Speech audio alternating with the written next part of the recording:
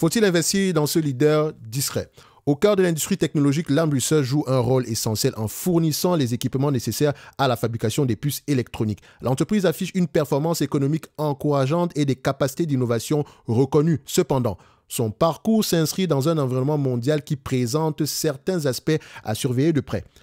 Examinons la situation de Lam Research en nous appuyant sur ses récents résultats et ses perspectives. Lam Research a terminé l'année 2024 avec des indicateurs financiers solides pour son dernier trimestre dépassant les attentes en matière de revenus et de rentabilité. Sur l'ensemble de l'année, le chiffre d'affaires global a atteint 16,2 milliards de dollars avec une contribution notable de ses activités de support client, un segment que j'adore.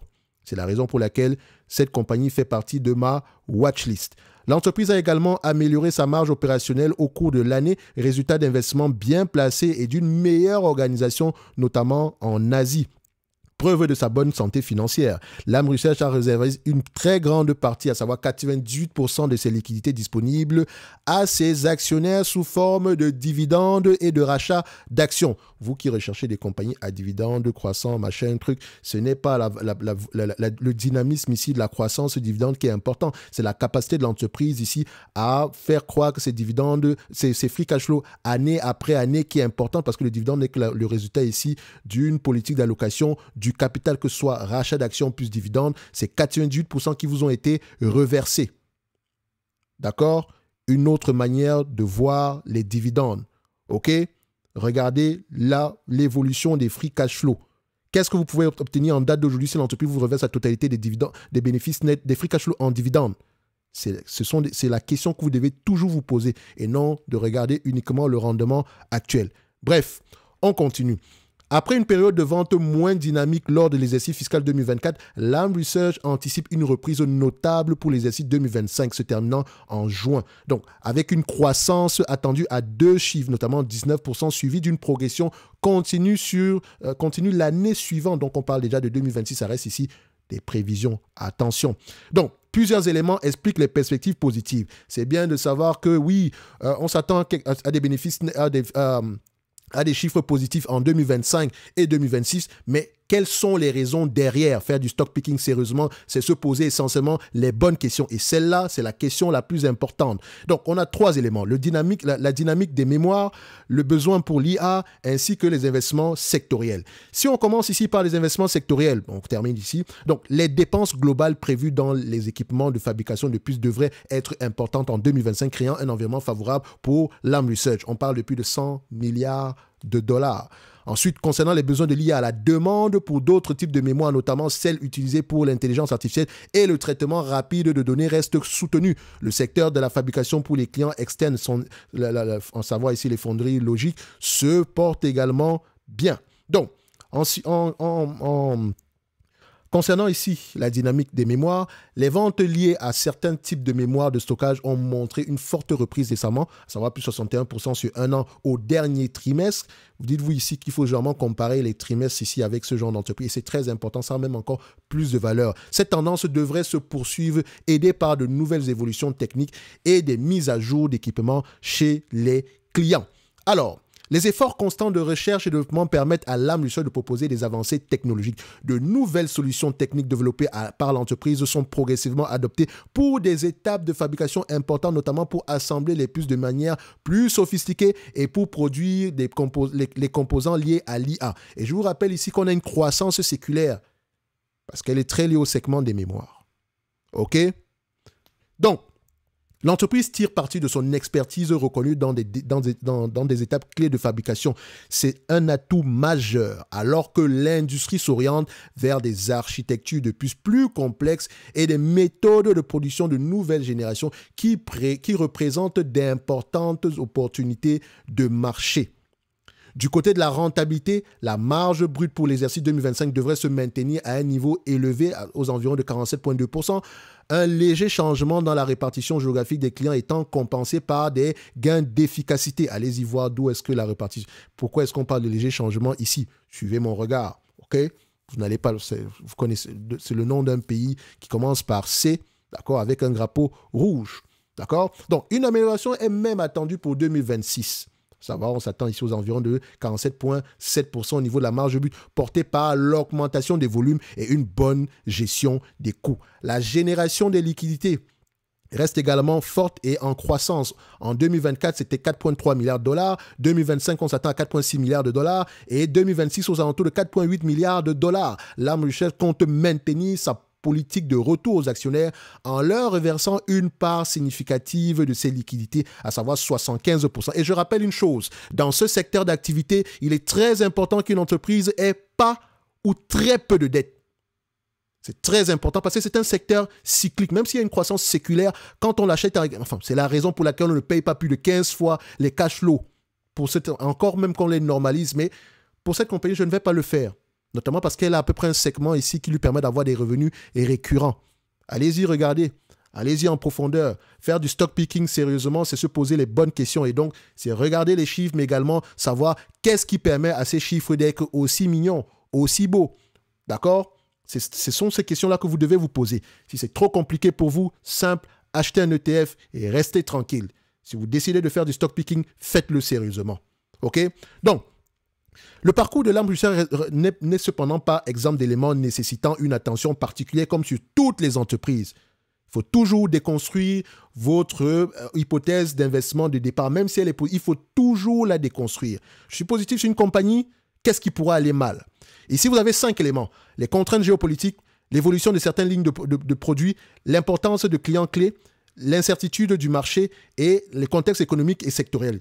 Commençons par le dernier. Comme toute entreprise, l'Armed Research est soumise aux aléas de l'économie mondiale, au cycle propre à l'industrie des semi-conducteurs et à une concurrence active. La visibilité sur les résultats à très court terme peut être limitée. D'accord ? C'est pour ça qu'on ne paye pas des multiples élevés. Concernant l'incertitude de marché, bien que la demande pour certains composants mémoire soit attendue en hausse, le rythme d'investissement de certains clients peut varier, créant une incertitude sur la vitesse d'adoption de nouvelles technologies. Attention. Concernant les clients clés, comme sur toutes les compagnies exerçant dans ce secteur d'activité, dans cette industrie-là, elles ont souvent une concentration très élevée de clients.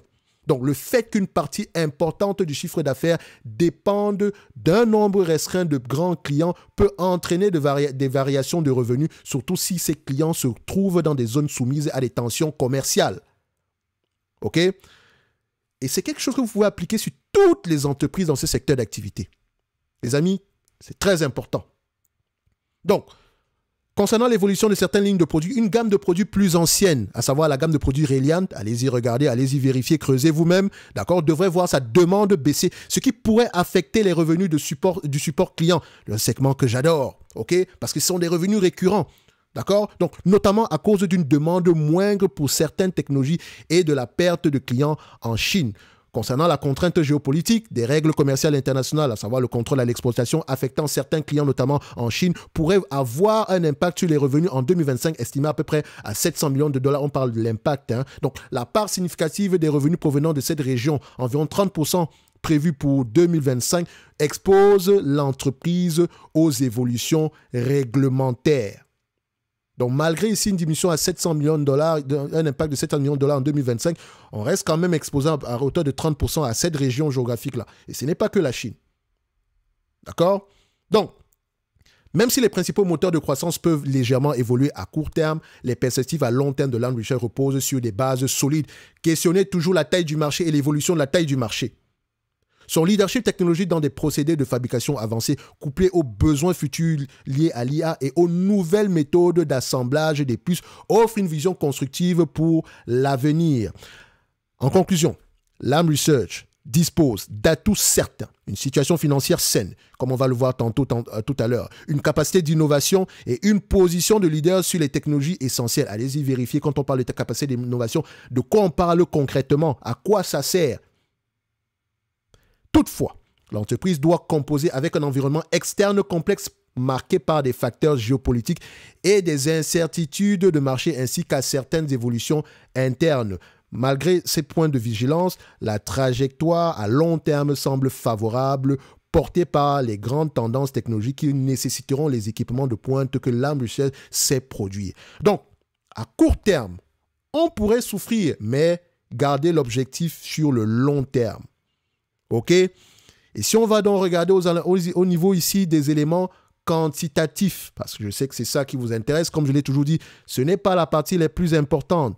D'accord? C'est intéressant, ça nous permet ici de distinguer quelle entreprise mérite notre attention. Et en parlant d'attention, pour présenter ce genre de vidéo, les amis, ça me prend du temps. D'accord? Du temps. Je le fais par passion et ne pensez pas que la YouTube Money me permet ici de faire ces vidéos tous les jours. Je peux vous montrer à peu près ça. Voilà, en moyenne, c'est quoi? À peine 150 € par là, par mois. Et encore, donc c'est la passion qui nous anime. C'est très important. Donc, vous de votre côté, un like, un abonnement, un commentaire, ça fait toujours plaisir. Et pour ceux qui veulent apprendre à faire du stock picking sérieusement, rejoignez-nous dans le service Top Premium. Et c'est également un moyen pour vous de soutenir la chaîne. Concernant les éléments quantitatifs, croissance des revenus, et comme vous pouvez le voir, pour les anciens, vous savez que ça c'est cyclique. Quand moi je vois ça, ça me prend 3 secondes pour savoir que nous avons un business qui est cyclique. Mais on a une croissance séculaire. Et c'est toujours important d'aller regarder la croissance dépend de quoi. Est-ce qu'on fait des acquisitions ou bien c'est essentiellement ici une croissance due à la popularité de plus en plus, soit à la croissance du secteur d'activité de l'industrie de manière globale ici, soit à la popularité de nos produits. OK? Donc, on peut dire ici que c'est surtout c'est le mix de la croissance du secteur d'activité de l'industrie de manière générale. La demande est de plus en plus élevée, même si c'est cyclique, le cycle suivant nous permet d'avoir des volumes plus élevés que le cycle précédent. Et n'oubliez pas qu'on vend des produits ici avec un service de maintenance qui nous permet d'avoir des revenus récurrents. Et les revenus récurrents, c'est magnifique. C'est la raison pour laquelle, quand vous allez regarder cette compagnie, elle a généralement des marges brutes assez stables. En moyenne, nous avons une 47%. Voilà, vous pouvez voir à peu près on est à 46% par là. J'ai pris une médiane. OK, je ne prends pas la moyenne, je prends la médiane. Ensuite, on regarde les marges EBITDA. Elles sont ici, je les prends annuellement. Si je les prends sur les 20 dernières années, 27,60, 10 dernières années, 30,36, 5 dernières années, 32,35. On a une croissance des marges EBITDA. Ce qui veut dire ici que l'entreprise est de plus en plus efficiente. Mais quand on parle d'efficience, allez-y regarder. Est-ce que c'est parce qu'on réduit le segment recherche et développement? Enfin, allez vérifier. Mais posez-vous les bonnes questions. Ensuite, on va comparer quoi? On va regarder ici les net income et les free cash flow. Si les deux parlent le même langage. Parce que ici, en tant qu'investisseur, à long terme, ma rémunération dépend des free cash flow. Et non de la croissance des revenus. C'est bien, mais c'est le free cash flow qui compte. Free cash flow et net income vont dans le même sens. Et vous allez uniquement constater ceci sur des compagnies de qualité. Et maintenant, quel est le nom de l'avantage concurrentiel de cette compagnie? Oui, parce que ça ne sert à rien de dire « Ah, compagnie de qualité, c'est quoi le nom de l'avantage concurrentiel? Comment est-ce que ça se matérialise ?» Bref, je vous laisse aller regarder. Ensuite, vous pouvez regarder ici voilà, tout ce qui concerne le ROIC, etc. Bref, voilà. C'est intéressant, hein? Mais toujours aller questionner qu'est-ce qui inclut derrière le ROIC, parce que vous allez vous dire ici que oui, mais le ROIC, il est bas, 2-3%, c'est rien du tout. Non. Il faut toujours aller regarder le calcul. Est-ce qu'il n'y a pas un élément qui impacte négativement ce calcul-là à court terme? OK? Bon, ce que je vois ici m'intéresse, c'est intéressant. OK? Dette nette sur EBITDA, pas endetté du tout. Qu'est-ce que je vous ai dit plus haut? Voilà. Ensuite, net dette, de manière générale, c'est une entreprise qui a du cash net, elle a la capacité de souffrir. C'est également très intéressant.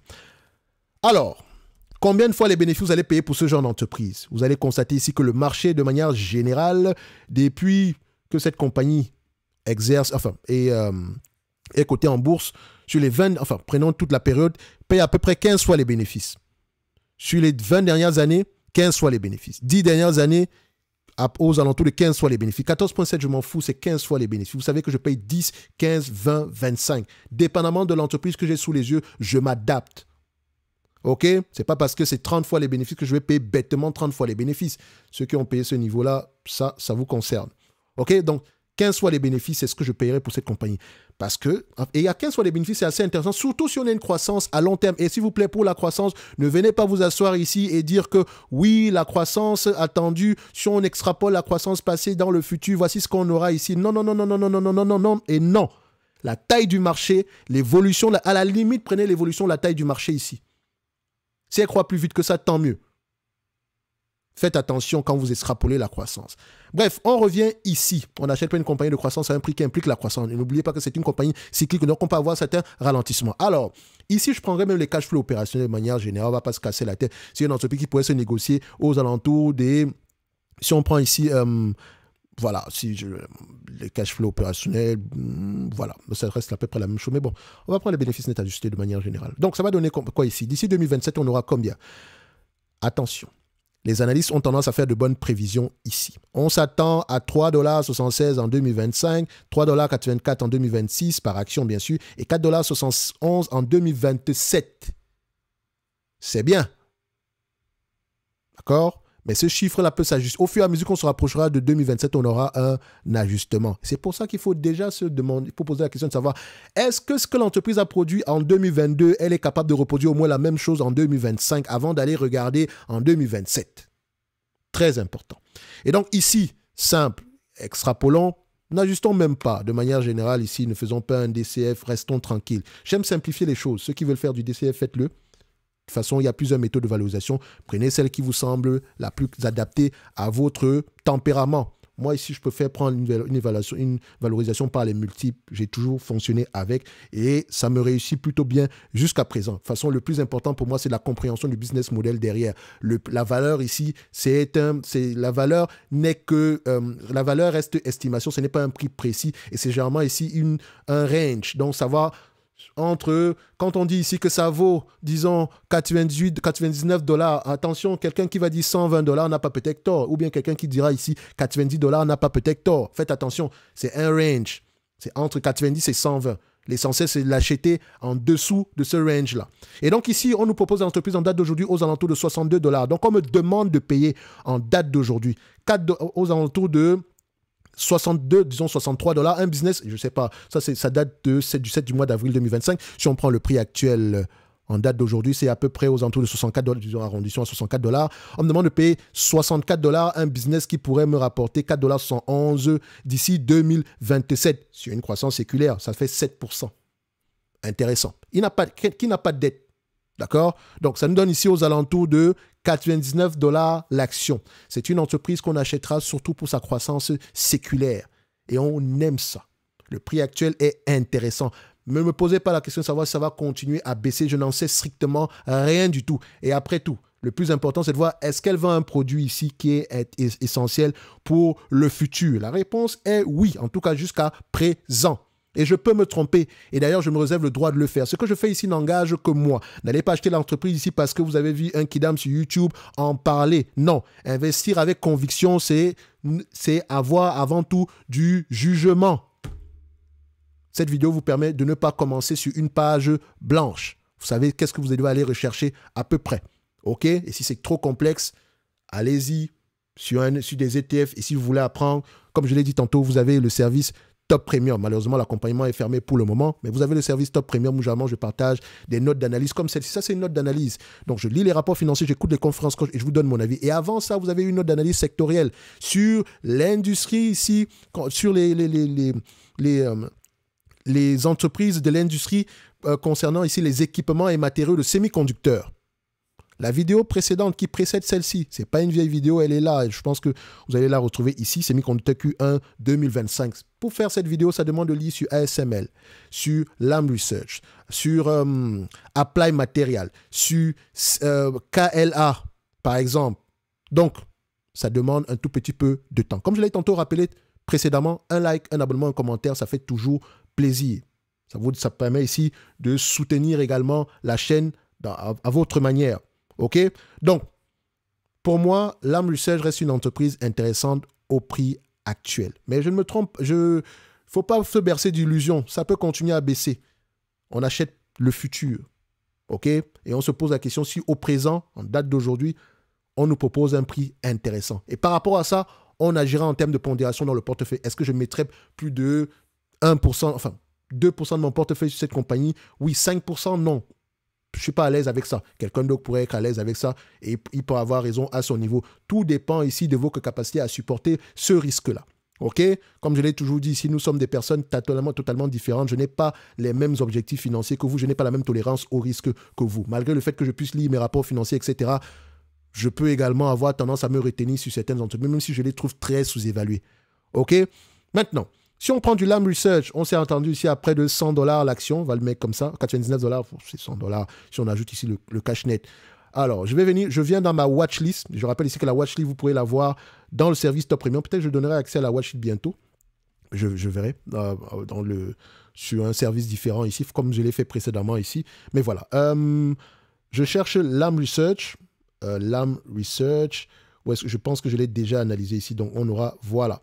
La dernière fois qu'on a analysé Lam Research, c'était à 78. On avait un target price à $78 l'action. C'était le 20 septembre 2024. OK? Je mets la date d'aujourd'hui. Où est-ce que c'est? J'ai mis $100. Donc, on sera un tout petit peu plus haut que ça. Lam Research, où est-ce que tu apparais? Voilà. Je vais mettre la date d'aujourd'hui. Voilà. Et donc, si vous avez accès à la watchlist, vous pouvez à peu près savoir que voilà à peu près les entreprises qui peuvent être intéressantes. Donc, on dit, oh, STM, c'est intéressant. Non, non, non, non. Il faut faire la mise à jour. Les données ont peut-être changé ici, donc c'est intéressant de toujours aller vérifier. Si ça date de plus de 3 mois, vous pouvez demander une mise à jour dans le service Top Premium. OK? De toute façon, vous avez des lives par rapport à ça tous les vendredis. Donc, ici, on va se dire que l'entreprise reste sous-évaluée et peut-être même intéressante au prix actuel. Donc, comme je l'ai tantôt répété, ceci n'est que mon point de vue et non un conseil d'investissement. Je me réserve royalement le droit de me tromper. OK? Tout ceci, tout ce que je vous ai raconté ici dépend de ma propre interprétation de la lecture des rapports financiers. OK? Et vous pouvez faire le même exercice et avoir un jugement complètement différent à l'opposé de ce que j'ai mentionné ici. OK? Bref, vous savez ce qu'il vous reste à faire. Pour ceux qui veulent aller plus loin, ceux qui veulent apprendre à faire du stock picking sérieusement, on se retrouve dans le service Top Premium en description de la vidéo. Merci, au revoir.